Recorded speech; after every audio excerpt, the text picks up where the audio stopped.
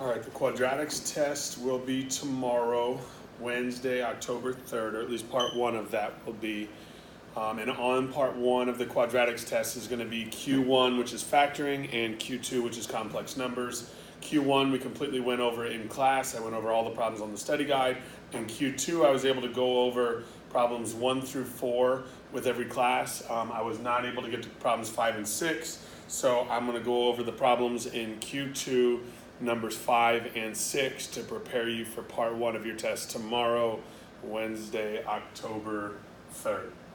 All right, so problem number 5 in Q2 says simplify, and it gives us two complex numbers, which is treated just as a binomial times a binomial.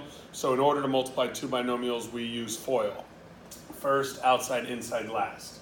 So the first is -8 times 2, which is -16. The outside is -8 times -7i, which is positive 56i. The inside is positive 6 times positive 2, so that's positive 12i. And the last is positive 6i times -7i, which is -42i squared. Okay, we can simplify. We can do a couple things. We can combine our like terms here in the middle, so 56i and 12i makes 68i. I'm going to bring down my -16, and that's positive 68i. Back here, my I squared is going to turn into -1. So now -42 times -1 is going to turn into positive 42. So I've got -16 plus 68i plus 42. Last step is combine my two constants. So -16 plus 42 is going to be positive 26, and then I have plus 68i. Because this has an I, making it an imaginary number, and because this does not, making it a real number, these are not like terms. I cannot combine them. So my answer is final. I need to write my real number in front. I need to write my imaginary number in the back, and I box my answer. So that is the answer to number 5 on Q2. Okay, number 6 on Q2.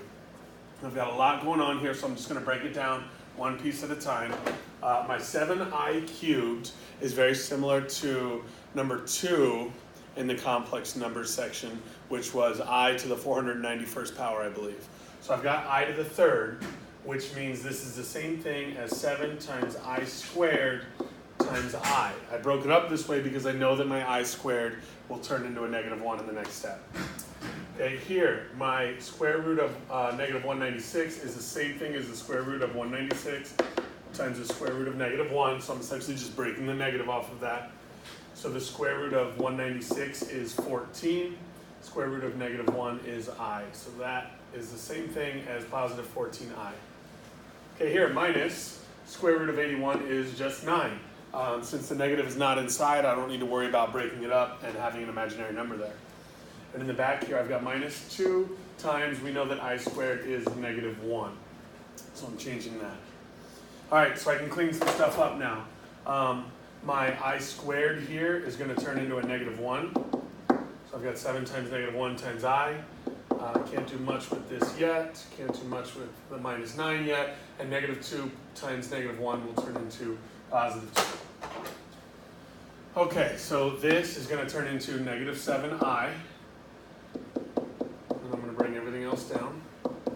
And now I can combine some like terms. -7i and positive 14i are like terms, as I treat my I as any other variable. So that's going to turn into positive 7i. These are like terms. My -9 plus 2 is going to turn into -7.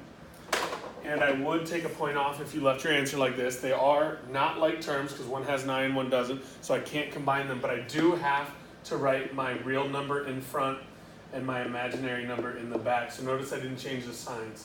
This 7 stayed negative, my 7i stayed positive, and this would be the answer to number 6 in the complex number section. Hope that helps.